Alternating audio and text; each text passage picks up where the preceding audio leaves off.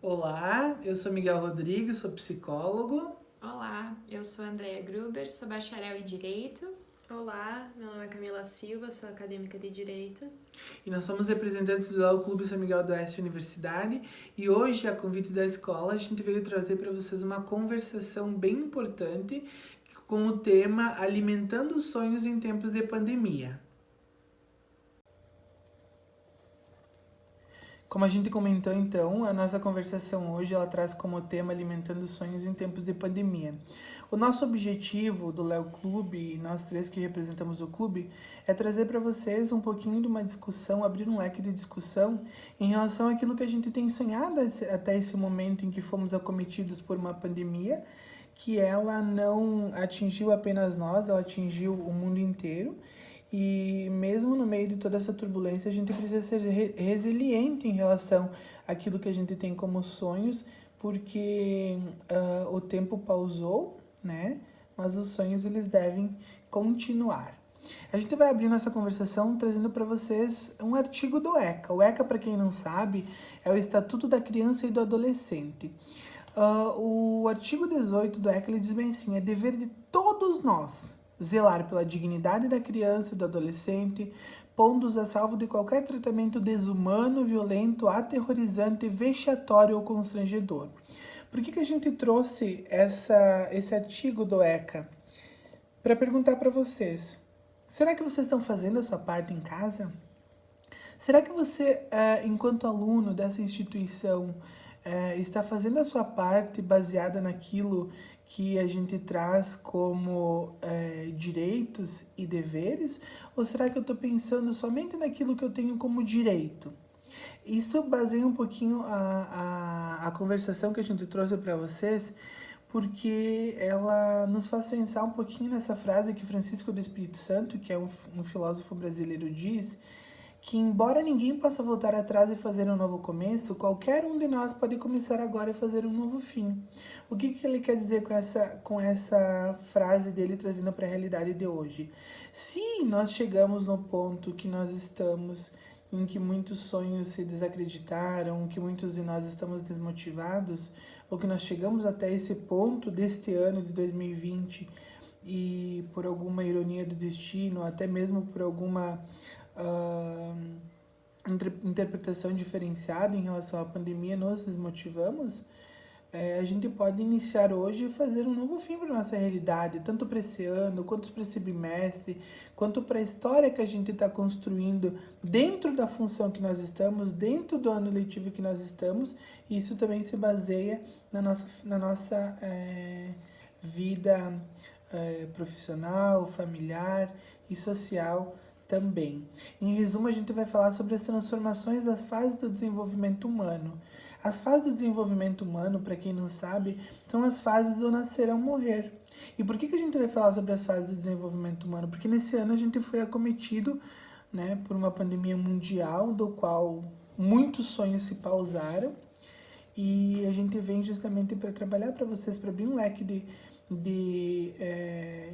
leque de discussão sobre aquilo que a gente precisa trabalhar e continuar alimentando, porque muitas coisas pararam, mas os nossos sonhos eles não podem parar, eles precisam continuar, até porque caso a gente não desenvolver uma continuidade, não buscar ajuda caso houver uma necessidade, sem dúvida nenhuma, a reação desse comportamento nosso vai gerar prejuízos futuramente. Então, para quem não sabe o que são as fases do desenvolvimento humano, né, ele é um estudo científico dos processos sistemáticos de mudanças que a nossa vida ocorre.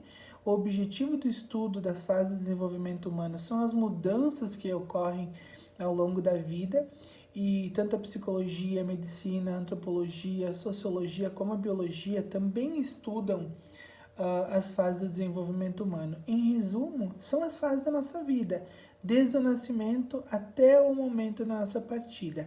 Mas para vocês que são alunos e que estão na fase transitória da adolescência para a vida adulta inicial, a adolescência ele é um momento em que o nosso corpo, a nossa vida, ela passa por inúmeras transformações, entre elas as transformações físicas, cognitivas, comportamentais. Então, por si só, a adolescência ela já é um momento de várias transformações, de várias dificuldades. E aí vocês imaginam todas essas dificuldades, todas essas transformações associadas a uma pandemia que nos tira da nossa liberdade normal de ir e vir, né? Então a gente consegue ser empático com cada um de vocês que estão nos ouvindo. A gente consegue entender um pouco o que se passa com vocês, até porque a pandemia ela é universal, ela não atingiu só você, só a sua família, mas também atingiu a minha família, a família do teu professor, a família dos membros da tua escola. E é justamente por isso que eu te faço essa pergunta. Você já se perguntou, você já se pediu como que você está vivendo essa fase da tua vida? Como que você está observando as transformações que o mundo tem exigido de nós nesse espaço de tempo? E aonde que será que tudo isso começou? Né? Trazendo para a realidade atual, né? Agora no ano de 2020, mas essa realidade ela começou ainda lá em 2019, na cidade de Wuhan, na China, onde surgiu inicialmente um novo vírus que posteriormente seria conhecido como coronavírus ou Covid-19. Né? Num pouco espaço de tempo ele se espalhou pelo mundo inteiro e até agora, no mês de agosto do ano de 2020, apenas 10 países do mundo não registraram casos de coronavírus. Hoje os dados apontam grandes índices de perda mundiais. Mas os mesmos números que apresentam números de perdas, de vidas, de situações, de contextos, eles também apresentam um número de pessoas recuperadas desta doença. E é sobre essa realidade que a gente gostaria de conversar com você que está nos ouvindo. Você é aquele tipo de pessoa que costuma somatizar apenas aquilo que deu errado na tua vida? Ou você costuma valorizar tudo aquilo que deu certo na sua vida? Vocês já se perguntaram isso? Você é aquele tipo de pessoa que se vitimiza o tempo todo ou você é aquela pessoa que enfrenta as suas dificuldades? Afinal, né, o impacto da pandemia ela não atingiu, como eu comentei anteriormente, somente o teu lar. A pandemia atingiu o mundo inteiro. Inclusive a nossa vida, a vida dos professores que hoje precisaram se reestruturar para te dar uma aula diferenciada. E por que a gente se faz essa pergunta, pessoal? Porque como psicólogo, eu trago essa informação para vocês que é normal vocês acordarem com medo, desenvolverem graus intensos de ansiedade, muitas vezes perder o sono, perder a fome, mudar o estado de humor. Afinal, quantos de nós já vivemos isso durante o nosso percurso da vida? Talvez nem nossos pais, nem nossos avós vivenciaram alguma coisa em relação a isso. Portanto, eu digo que esses sentimentos que eu falei para vocês é normal. Não é nenhuma patologia sentir medo, ficar ansioso. A não ser que isso perpetue por um longo período de tempo. Aí sim a gente precisa de uma ajuda especializada. Então o que a gente está querendo dizer para vocês com tudo isso? Sentir esses sentimentos, eles estão dentro da normalidade do ser humano. Mas aí a gente deixa aquela pergunta que a gente fez anteriormente. Você usa esses sentimentos para buscar ajuda? Ou você usa esses sentimentos oriundos da pandemia para justificar os seus erros? E as coisas que você não tem feito na tua casa, nos teus relacionamentos, nos teus compromissos da escola. Em resumo, a gente gostaria de perguntar para vocês se vocês têm sido resiliente, naquilo que vocês têm enfrentado. O que é, Miguel, ser resiliente?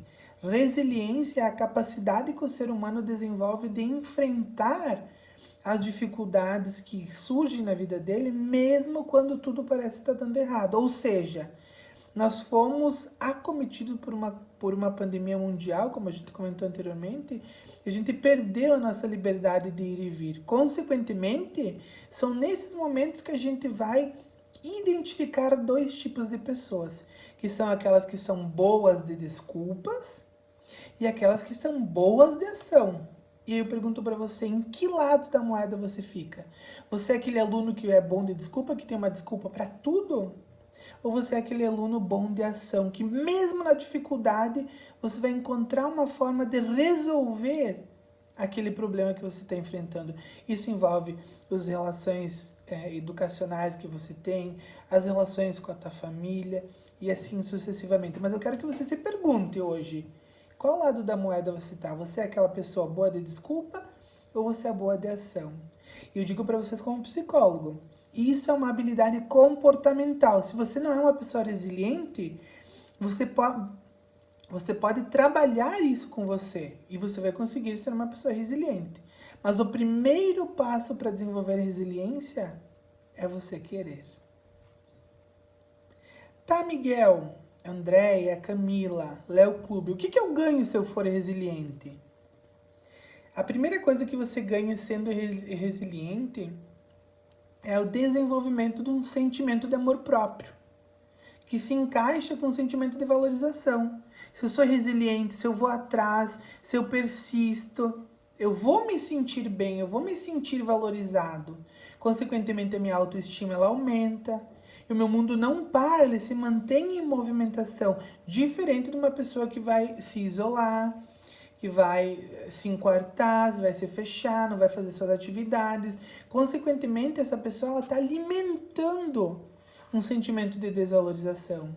Outro grande ganho, se eu sou resiliente, se eu trabalho a minha resiliência, eu evito prejuízos escolares e sociais, como, por exemplo, conflitos com os meus professores, com o colegiado da minha escola, com o conselho tutelar, com o judiciário. Por quê, pessoal? Porque mesmo no nosso ambiente das nossas casas, a gente precisa manter o nosso compromisso com aquilo que a escola nos oferece.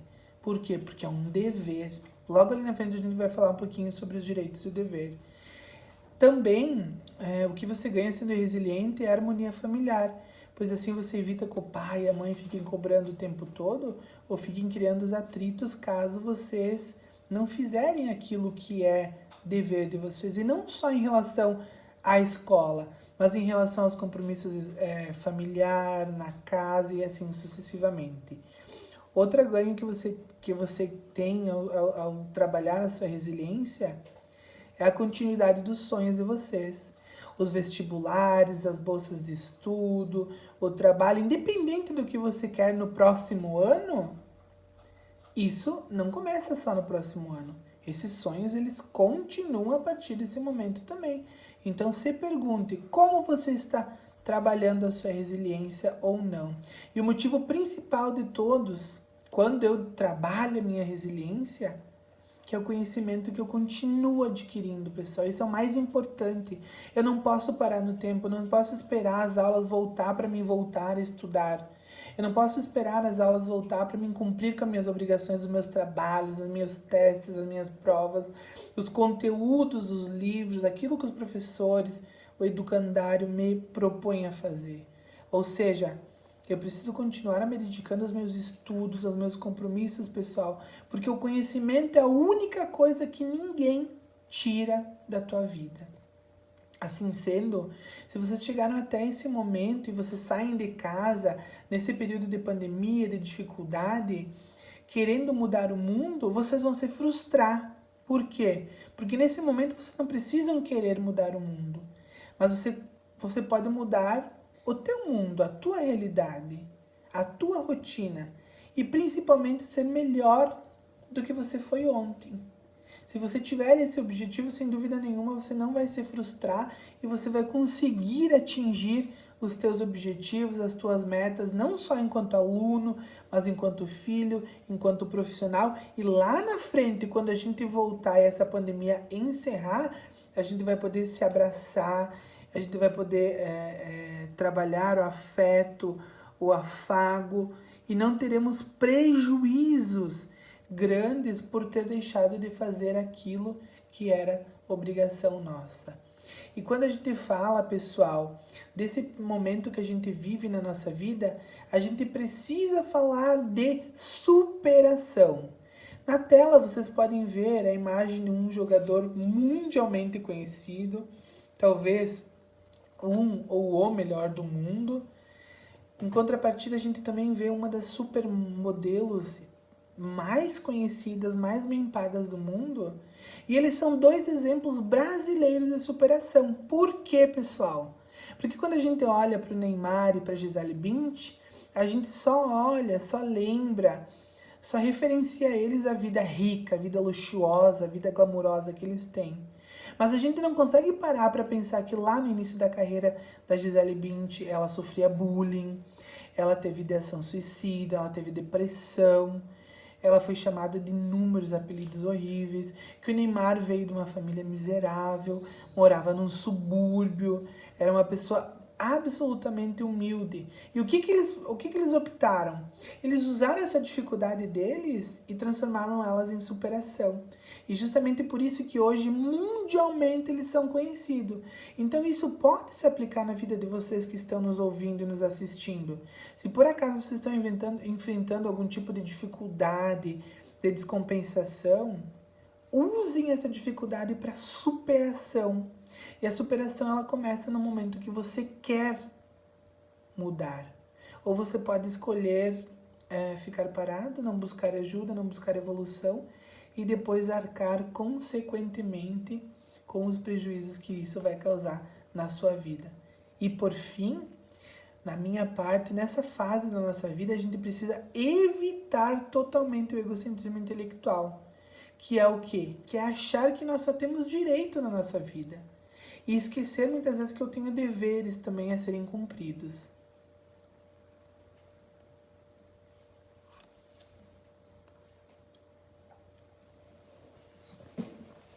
Bom, gente, então agora a gente vai falar um pouco sobre direitos e deveres. Vocês estão visualizando agora uma balança. Ela representa a justiça, igualdade. Vocês estão vendo que existe um equilíbrio ali entre direitos e deveres. Por isso mesmo que para cada direito existe um dever. Muitas pessoas, na sua realidade, lembram apenas de cobrar os direitos, mas acabam esquecendo de todos os deveres que elas têm para cumprir em contrapartida. Direitos e deveres. Vocês já pararam para pensar sobre os seus direitos ou os seus deveres? Aqueles pequenos direitos no dia a dia, no cotidiano, dentro da nossa casa, dentro da nossa escola, ou mesmo dentro do nosso emprego, na nossa família? Agora a gente vai dar alguns exemplos de como isso pode ser visto no nosso cotidiano. Por exemplo, brincar. Brincar é um direito. Toda criança deve ter acesso, deve se divertir, ter esse contato com os amigos. É muito bom ter muitos brinquedos. Difícil é na hora de arrumar, é um dever. Por isso mesmo que vocês devem ajudar, mesmo que for nas pequenas tarefas, naquilo que pode parecer simples, ajudar, guardar no local. Tudo isso faz a diferença no final do dia. Alimentação saudável. Como é bom ter uma alimentação saudável, não é mesmo? Por isso, o nosso dever é não comer aquilo que é prejudicial à saúde. Por exemplo, a gente deve substituir a alimentação, os industrializados, chocolate, refrigerante, por alimentos que são saudáveis, por exemplo, frutas, verduras. Dormir. Dormir é um grande direito. Além de relaxar o nosso corpo, ajuda no nosso cotidiano, melhora a nossa autoestima. Mas, em contrapartida, quando a gente acorda, não é mesmo? A gente pode estar arrumando a nossa cama, ajudando a limpar o nosso quarto, recolhendo as nossas coisas que a gente deixou na outra noite. Essas pequenas atitudes que vão iniciar o nosso dia de uma forma muito melhor e vão nos motivar a estudar, a cuidar das nossas coisas, ajudar a nossa família. Ir para a escola e ter educação é um direito. É um direito de todas as crianças e adolescentes terem acesso à educação, a bons materiais, a uma biblioteca. Mas também é dever de todo aluno estudar, ter compromisso, respeitar professores, colegas, a direção e todos os funcionários que estão no colégio de vocês, e mesmo de forma online. Lazer. Lazer com a família é um direito nosso, sair, passear, acampar, praticar atividades físicas. Também, em contrapartida, é um dever de todo aluno respeitar a mãe, o pai, a avó, o avô ou aqueles que ajudam a cuidar da gente. Por isso mesmo, gente, que tem que ficar bem claro que todo direito gera um dever. A gente pode entender melhor essa lógica entendendo a teoria da ação e reação. Para cada ação, haverá uma reação. Descomprometimento com os estudos gera consequências nos objetivos futuros. Pode ser que essa reação venha amanhã, na próxima aula, quando eu não entendi o conteúdo, ou numa atitude minha que eu tive no dia, pode ser na próxima prova, no ano que vem, mas em algum momento a gente vai ter o retorno dessas ações, sejam elas positivas como negativas.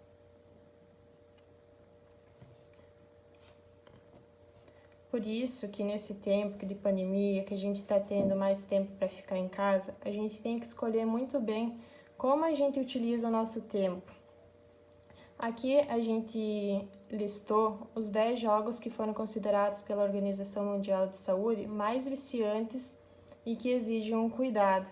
Por isso, todos os alunos devem ficar atentos para não gastar um tempo que poderia ser utilizado em outras atividades somente em jogos, procurar uma boa leitura, conversar com os amigos, mesmo que seja de forma online, com os seus parentes, fazer atividades diferentes.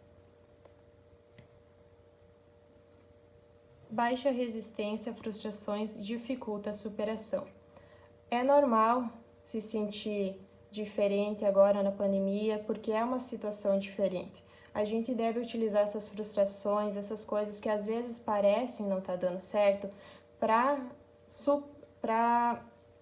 ter uma superação posteriormente. Às vezes é necessário ter um não, às vezes é difícil ter esse não, é difícil, mas às vezes a gente precisa aceitar que é para o nosso bem. Esse não pode vir de um professor, de um amigo, da nossa família, mas o que eles querem é o nosso bem. Então, às vezes superar essa frustração vai tornar a nossa superação mais fácil. Assim como às vezes a gente tem uma tarefa, a gente não consegue realizar ela na primeira vez, mas a gente tem que ir lá e tentar de novo. Às vezes a gente acredita que não vai conseguir, mas serve de motivação para a gente estudar um pouco mais, quem sabe procurar ajuda. A gente não deve também ser empático, ou seja, a gente precisa se colocar no lugar do professor que está enfrentando dificuldades também nesse tempo, no local do colega, às vezes oferecer alguma ajuda. Alienação social, procurar não seguir um padrão que às vezes a gente acha, mas o meu colega está conseguindo e eu não consigo. A gente não deve seguir esse padrão. Cada um aprende de uma forma diferente e por isso mesmo que quando a gente tiver qualquer dificuldade, a gente pode sim sempre pedir ajuda do professor, do colega, da família, porque eles estão ali para ajudar vocês. Isso não é nenhuma vergonha ou não é vexatório de nenhuma forma, porque eles estão dispostos a ajudar sempre que necessário para vocês conseguirem entender melhor e desenvolver as suas atividades. Se você nos acompanhou até nesse momento da conversa, vocês podem ver nessa imagem que a gente tem 2 caminhos. Que caminho que vocês querem seguir? Vocês querem ter a mesma vida ou descobrir uma nova vida com um caminho diferente? Se você chegou até aqui e decidiu que quer mudar de vida, eu vou te falar que é difícil, mas é possível, com muita coragem, determinação, pensamento positivo e sempre pensando que vai dar tudo certo.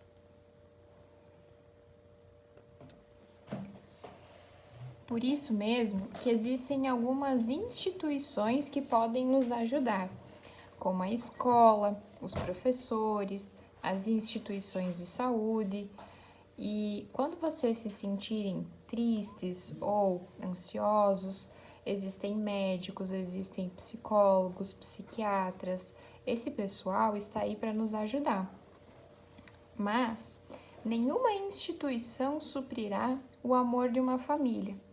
E quando nós falamos em família, não é necessariamente aquele modelo ideal, pai, mãe, filhos. Família é família. A sua família é perfeita do jeito que ela é. O que eu faço para melhorar?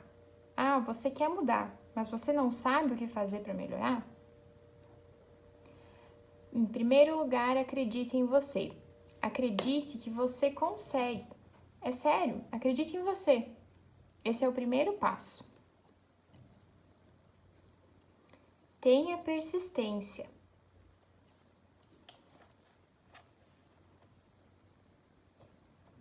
Nós temos um videozinho aqui. Olhem como esses pinguins têm persistência.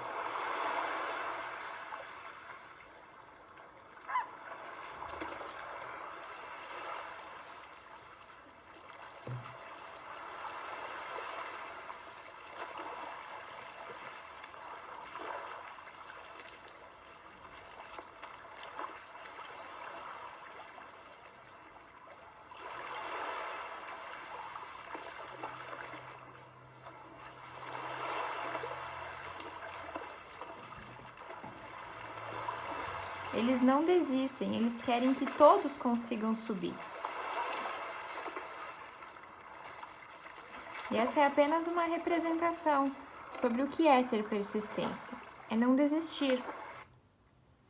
Ter amor próprio.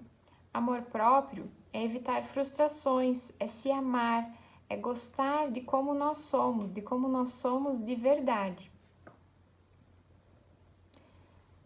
É ser honesto.